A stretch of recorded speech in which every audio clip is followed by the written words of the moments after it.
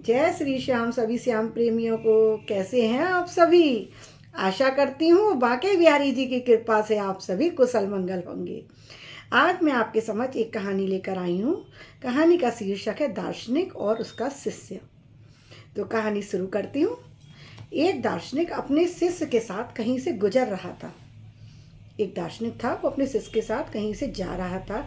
चलते चलते वे एक खेत के पास पहुँचे। खेत अच्छी जगह स्थित था, लेकिन उसकी हालत बहुत खराब थी क्योंकि उसका मालिक उस पर ध्यान ही नहीं देता था। खैर, दोनों को तो प्यास लगी थी, इसीलिए वो उस जगह रुके थे। खेत के पास से निकल रहे थे, देखा सामने एक झोंपड़ी बनी हुई है, तो उन्होंने आवाज़ लगाई, कोई है तो जरा पानी पिला दो।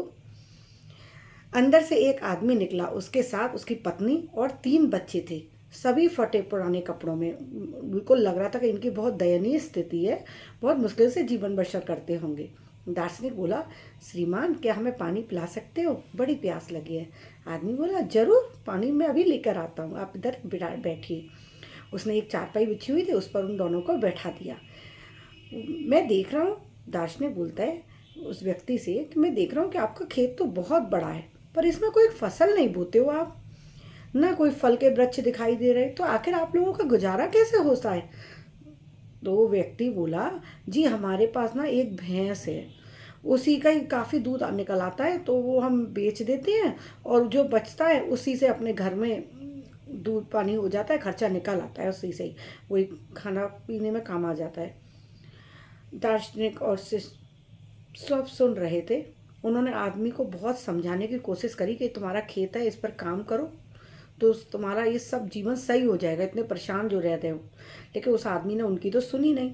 अब शाम काफ़ी हो गई थी, तो वो आदमी बोला कि आप लोग चाहो तो एक काम कर सकते हो, आप आज रात को यहीं रुक जाओ क्योंकि अंधेरा होने वाला है, जंगल का रास्ता है, सुरक्षित नहीं है, आप सुबह होते ही भोर होते ही निकल जाना यहाँ से। दार्शनिक और शिष्य तैयार हो गए और रात्रि वहीं पर उसकी झोंपड़ी में विश्राम करने के लिए लेट गए। 2 चारपाई दे दी, उस पर दोनों लेट गए। आधी रात के करीब जब सभी लोग गहरी नींद में सो रहे थे, तो दार्शनिक ने उस अपने शिष्य से बोला कि चलो हमें अभी यहाँ से चलना है, और चलने से पहले हमें इसकी भैंस को पहाड़ी पर से नीचे गिराकर मार डालना है। शिष्य तो ये सुनकर बिल्कुल अचंभित रह गया कि गुरुजी, जो दार्शनिक उसके गुरु थे, अध्यापक थे, कि ये कैसी बात कर रहे हैं? या एक गरीब आदमी जिसके पास उसके जीवन यापन का एक ही सहारा है, भैंस है, उसको भी ये चाहते हैं कि मार दो। लेकिन वो था शिष्य, वो कुछ बोल तो सकता नहीं था। इसलिए जैसे गुरु ने कहा उसकी बात मानते हुए और वो तैयार हो गए। दोनों रात को निकले और उसकी जो भैंस थी उसको चट्टान से नीचे उसको लेके गए और उसको धक्का मार दिया और वो भैंस गिरकर मर गई। और वो दोनों रातों रात वहाँ से जंगल के रास्ते से होकर बाहर निकल गए। उन लोगों को तो, जो झोंपड़ी स्वामी था, उनको पता ही नहीं चला, उसके परिवार को, कि क्या हुआ। सुबह जब उनकी आँख खुली तो तब उन्होंने देखा कि मतलब यहाँ पर भैंस नहीं है। अब आगे की मैं कहानी आपको बताती हूँ। यह घटना शिष्य के जहन में बिल्कुल घर कर गई थी। अंदर ही अंदर उसको एक बात कचोटती थी कि हमने कैसा पाप किया, कैसा पाप किया कि एक गरीब व्यक्ति जिसके पास केवल जीवन यापन का एक ही सहारा था, हम उसको भी मारा है। हम तो अपने जीवन में प्रसन्न है, पता नहीं उस बेचारे का क्या हो रहा होगा।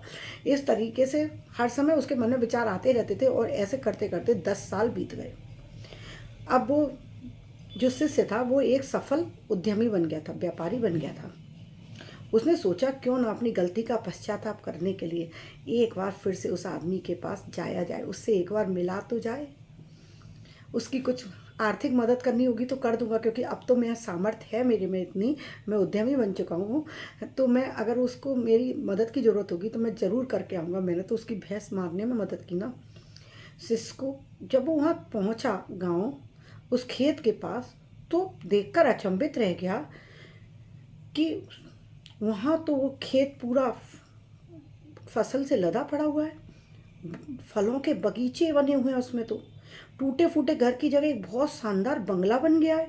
और जहाँ अकेली भैंस बंधी रहती थी, वहाँ अच्छी नस्ल की गाय और भैंसें बंधी हुई हैं, चारा चर रही हैं। शिष्य ने सोचा, लगता है वो बेचारा भैंस के मरने के बाद अब परिवार के साथ कहीं चला गया होगा, ज़मीन बेच गया होगा किसी को, उसने ये फसल वगैरह तैयार करी होगी, बगीचे लगाए होंगे, बंगला बनाया होगा, गाय की डेयरी फार्म बनाया होगा। उसने सोचा लगता है वो बेचारा तो चला गया, अब तो मिलना नहीं होगा। वो ये सब सोच ही रहा था, उसी समय अंदर से वो व्यक्ति निकल के आता है। शिष्य उसको देखते ही पहचान गया। उसने बोला शायद आपने मुझे पहचानी। शिष्य बोला उस व्यक्ति से, शायद आपने पहचाना नहीं, मैं वही हूँ जो एक बार आपके यहाँ रात को रुके थे। नहीं नहीं, व्यक्ति बोला, नहीं नहीं ऐसी बात नहीं, मैंने आपको अच्छे से पहचान लिया है, मैं आपको कैसे भूल सकता हूँ, आप तो अपने गुरु के साथ आए थे। उस दिन को तो मैं वैसे भी कभी नहीं भूल सकता, क्योंकि उसी रात को पता नहीं कैसे मेरी भैंस चट्टान से गिर गई और मर गई। उसने तो उस घटना ने मेरा जीवन बदल दिया था। आप लोग तो बिना बताए चले गए, पर हम दूसरे दिन बहुत दुखी थे, बहुत दिनों तक हम लोग दुखी रहे, लेकिन जीने के लिए कुछ तो करना ही था। सो लकड़ियाँ काट कर बेचने लगा, उससे कुछ पैसे मिले, तो उससे मैंने खेत की बुवाई करी। सौभाग्य से फसल अच्छी निकली, बेचने पर जो पैसे मिले उससे फल के बगीचे लगाए और यह काम अच्छा चल पड़ा। और यह इस समय मैं आसपास के 1000 गांव में सबसे बड़ा फल व्यापारी हूँ। सचमुच ये सब ना होता, अगर वो भैंस ना मरती तो आज मेरा जीवन ऐसे परिवर्तित ना होता। मैं तो एक ही भैंस के सहारे बस कुछ ही पैसों में अपना जीवन काट रहा होता। लेकिन यही काम आप पहले भी तो कर सकते थे। शिष्य ने पूछा कि तो ये काम आप पहले भी तो कर सकते थे, जो आप खेती कर रहे हो, खेत तो आपके पास पहले भी था और गुरुजी ने आपको समझाया भी था, तब तो आप तैयार नहीं हुए थे। आदमी बोला बिल्कुल कर तो सकता था, पर जब जिंदगी बिना उतनी मेहनत के काम चल रहा होता है ना, तो कभी लगा ही नहीं कि हमें अंदर से कि कुछ मेहनत करनी चाहिए। बस गाय भैंस का दूध निकाला, बेच दिया, और उतने में ही आराम से जिंदगी कट रही थी, ऐसा लग रहा था बस बहुत है। और जब वो भैंस भी मर गई तब लगा कि कुछ करना है, जीवन यापन कैसे होगा, बच्चों को कैसे पालूंगा। तो जब तक हम किसी विकट स्थिति में नहीं फंसते हैं ना, तब तक हम उससे लड़ने की ताकत नहीं आती। विकट परिस्थितियां हमें संघर्ष के तरीके से अवगत कराती हैं, हमें मजबूत बनाती हैं। तभी तो कहते हैं विपरीत परिस्थितियों का आना भी जरूरी है जिंदगी में। इसी प्रकार आज शिष्य अपने गुरु के उस निर्देश का मतलब अच्छी तरह समझ चुका था कि उस दिन गुरुजी ने क्यों कहा था कि तुम भैंस को चलो मेरे साथ और चट्टान से नीचे गिरा दो। अब वो बिना किसी पश्चाताप के वापस लौट रहा था। इसी प्रकार कई बार हम परिस्थितियों के इतने आदी हो चुके होते हैं कि बस उसी में जीना सीख जाते हैं, फिर चाहे वो परिस्थितियाँ बुरी ही क्यों ना हो। हम अपनी नौकरी से नफरत करते रहते हैं, फिर भी उसी को पकड़े रहते हैं, जिंदगी बिताते रहते हैं। कई बार तो हम इसलिए नए व्यवसाय के बारे में नहीं सोचते क्योंकि हमारा मौजूदा जो व्यवसाय है वो दाल रोटी दे रहा है हमको। हम हाथ पैर मारना नहीं चाहते, रिस्क लेना नहीं चाहते। जीवन में रिस्क फैक्टर बहुत जरूरी है। ये कहानी हमें क्या शिक्षा दे रही है? हाँ, ऐसा करने से कभी भी हम अपने सामर्थ्य का पूरा उपयोग नहीं कर पाते हैं और बहुत सी चीज़ें करने से चूक जाते हैं जिन्हें करने की हमारे अंदर बहुत क्षमता होती है और जो हमारे जीवन को कहीं बेहतर बना सकती है। जब तक जिंदगी में परेशानी नहीं आएगी, आप उससे उबरने का तरीका नहीं ढूंढेंगे, और नहीं ढूंढेंगे तो हार जाएंगे। और हारना नहीं है, जीतना है तो लड़ना पड़ेगा, और लड़ोगे तो पार उतरोगे। ऐसी कोई परिस्थिति नहीं है जिसका हल ना हो, कोई समस्या नहीं है जिन दुनिया में जिसका कोई हल ना हो। कैसी लगी मेरी ये कहानी? आपको इस कहानी को सुनकर अच्छा लगा हो तो कृपया मेरे चैनल पर बने रहिएगा और मेरे चैनल को लाइक और सब्सक्राइब करना मत भूलिएगा, और अपने सगे संबंधियों में भी मेरे वीडियोज़ को शेयर करते रहिएगा, और जाते जाते बेल आइकन ज़रूर दबाइएगा।